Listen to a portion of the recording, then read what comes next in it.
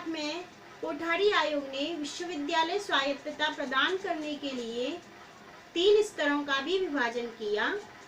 विश्वविद्यालय स्वायत्तता, विश्वविद्यालय समूहस्य संबंधे स्वायत्तता और बाह्य संस्था भी स्वायत्तता। विश्वविद्यालय स्वायत्तता अर्थात कुछ निर्णय स्वीकार करने के लिए विश्वविद्यालय को स्वतंत्रता। विश्वविद्यालय समूहस्य संबंधे स्वायत्तता अर्थात यदि विश्वविद्यालय से संबंधक अन्य महाविद्यालय भी हैं, अन्य आदर्श विद्यालय भी हैं, तो उनके समक्ष निर्णय लेने की स्वतंत्रता।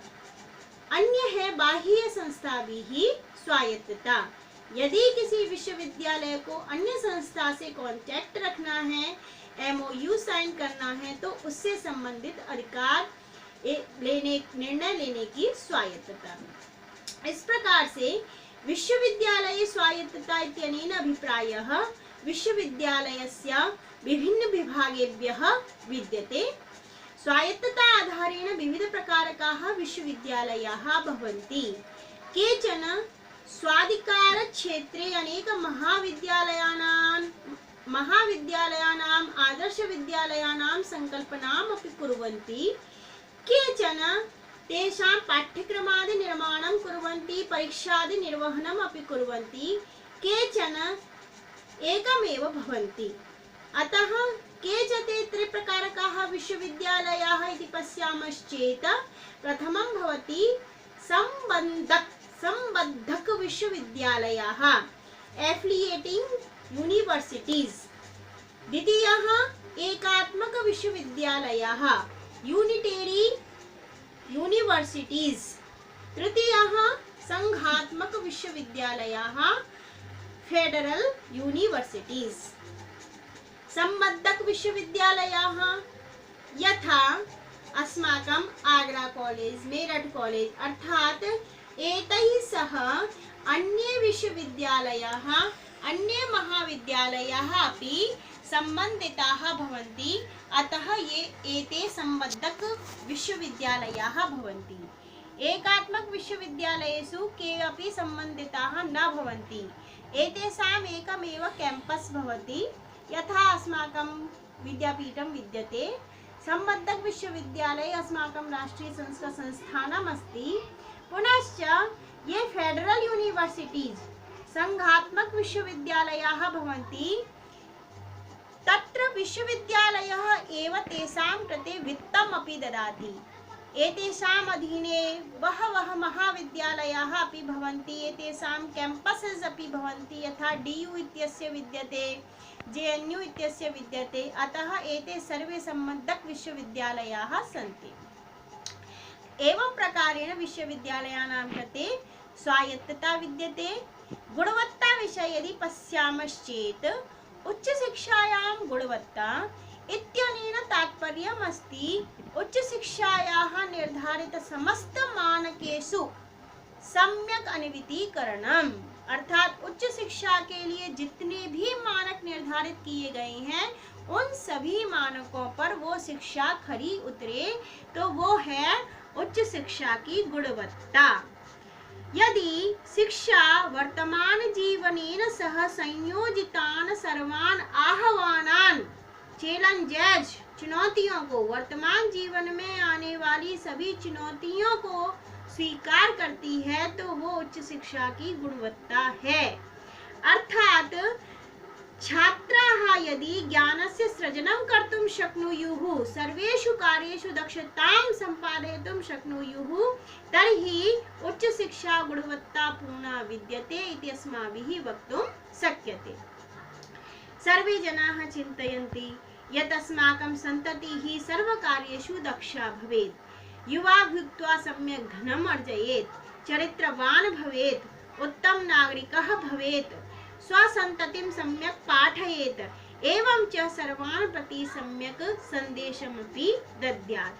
अतः सर्वदा उच्च शिक्षा गुणवत्तापूर्णा भवेत्। तर्हि के कार्यक्रमाः गुणवत्ता सम्पादनाय सञ्चालिताः भवन्ति? सम्प्रति विश्वविद्यालय अनुदान आयोगेन उच्च शिक्षायां गुणवत्ता सम्पादनाय निर्धारणाय उच्च शिक्षा गुणवत्ता अधिदेशः तत्र सम्पादितः। तस्मिन् अधिदेशे पञ्चकार्यक्रमाः सञ्चालिताः भवन्ति। तद् अधिदेशस्य आङ्ग्लभाषायां नाम विद्यते higher education quality improvement programme, अर्थात उच्च शिक्षा में गुणवत्ता संपादन के कार्यक्रम।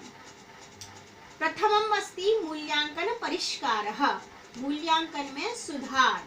द्वितीयः विद्यते पर्यावरणानुकूल एवं सतत विश्वविद्यालय परिसरः, पर्यावरण की अनुकूल विश्वविद्यालय का परिसर हो। तृतीयः अस्ति मानवीय मूल्यानि एवं व्यावसायिक नैतिकता, मानवीय मूल्यों से युक्त पेशेवर नैतिकता हो। और चतुर्थः अस्ति संकाय प्रेरणा कार्यक्रमाः, अपने संकाय को प्रेरित करने वाले कार्यक्रम, मोटिवेट करने वाले कार्यक्रम। और पंचम है शैक्षणिक शोध समग्रता, अर्थात जितने भी शोध कराए जाएं उन शोधों में शालीनता। तो इसके लिए छात्रों यूजीसी ने इन पांचों कार्यक्रमों के लिए अलग अलग कार्यक्रम संपादित किए हैं। यथा प्रथम जो है हमारा मूल्यांकन परिष्कारः, उसके लिए यूजीसी ने लर्निंग आउटकम्स बनाने की बात कही कि अधिगम फल, जितने भी हम एम्स निर्धारित करते थे तो हमें एम्स के बजाय आजकल लर्निंग आउटकम्स लिखने हैं। जो आपने पाठ्यक्रम देखा होगा, पाठ्यक्रम में आपकी अनुविधि से पहले ऊपर उद्देश्य लिखे होते हैं, तो अब यूजीसी ने कहा है कि उसकी जगह पर हमको लर्निंग आउटकम्स लिखना है, अर्थात हमारे छात्र उस पाठ्यक्रम को पढ़ने के पश्चात क्या क्या सीखे, ये हमारे लर्निंग आउटकम्स होने चाहिए। और जब हमारी कक्षा समाप्त हो, पाठ्यक्रम समाप्त हो जाए, तो हमें छात्रों से फीडबैक लेके उसका आकलन करना चाहिए कि हमारे लर्निंग आउटकम है वो पूर्ण प्राप्त हुए या नहीं। इसी के साथ पर्यावरण अनुकूल एवं सतत विश्वविद्यालय परिसर के लिए यूजीसी ने कार्यक्रम चलाया है सतत, जिसके तहत वित्त भी यूजीसी देती है। यदि आपके विश्वविद्यालय परिसर ठीक नहीं है, आपके महाविद्यालय का परिसर ठीक नहीं है, वहाँ पर किसी भी तरह के भौतिक साधनों की कमी है, तो उन भौतिक साधनों को वहाँ पर लागू करवाने के लिए और उचित अधिकाधिक सुविधा देने के लिए सतत कार्यक्रम को भी लागू किया गया। इसी के साथ में जो तृतीय हमारा कार्यक्रम था मानवीय मूल्यानि एवं व्यावसायिक नैतिकता, इसके लिए यूजीसी ने मूल्य प्रवाह कार्यक्रम शुरू किया है। इस मूल्य प्रवाह कार्यक्रम के तहत विविध पाठ्यक्रमों में अनेक प्रकार मूल्य संबंधी कार्यक्रमों को संचालित करने की बात की है। संकाय प्रेरणा के लिए यूजीसी ने कार्यक्रम शुरू किया है गुरु दक्षता। इस गुरु दक्षता कार्यक्रम के तहत FIP जो फैकल्टी इंडक्शन प्रोग्राम है, रिक्रूटमेंट है, रिटेन है, रोल मॉडल है, इस तरह के अनेक कार्यक्रमों को संचालित किया गया है। और इसी में विविध जो मदन मोहन मालवीय स्कीम जो हमारी आई है, इसके तहत किए जाने वाले विविध कार्यक्रम भी गुरु दक्षता कार्यक्रम के अंतर्गत ही हैं, जिसमें कई प्रकार की सेमिनार्स, वर्कशॉप इत्यादि भी सम्मिलित हैं। और अंतिम जो यूजीसी ने कार्यक्रम आयोजित किया शैक्षणिक शोध समग्रता, उसके लिए यूजीसी ने यूजीसी केयर के नाम से एक प्रोग्राम चालू किया है। केयर में फुल फॉर्म की यदि हम बात करें तो consortium for academic and research ethics इसका नाम है, अर्थात जितनी भी शोध किए जाएं उन शोधों की इथिक्स हो। इसी के लिए आजकल छात्रों जितने भी शोध कार्य किए जा रहे हैं उन सभी थीसिस को ऑनलाइन अपलोड किया जाता है, और जो भी थीसिस जब बनती है तो उसके बाद उस थीसिस का ऑनलाइन आकलन करवाया जाता है, कॉपीराइट अधिकार दिया जाता है कि जिसके तहत आप ज़्यादा कॉपी किसी की नहीं कर सकते हैं। अगर ज़्यादा कॉपी थीसिस में की जाती है तो सॉफ्टवेयर उस थीसिस को वहाँ पर कैचअप कर लेता है और PhD की जो डिग्री है वो कैंसिल भी कर दी जाती है। तो ये सब कार्यक्रम इसलिए आयोजित किए गए हैं ताकि जो हमारे देश का शोध है वो पूरे विश्व में नंबर 1 का हो। इस प्रकार से उच्च शिक्षा में गुणवत्ता संपादित करने के लिए अनेक कार्यक्रमों की पहल सरकार की तरफ से की जा रही है और विश्वविद्यालय महाविद्यालय भी इन कार्यक्रमों को सुचारू रूप से संचालित करके सरकार का सहयोग कर रहे हैं और सभी के द्वारा आशा की जाती है कि हमारी जो उच्च शिक्षा है वो गुणवत्तापूर्ण हो। इसी के साथ हम आज की कक्षा को समाप्त करते हैं। नमस्कार।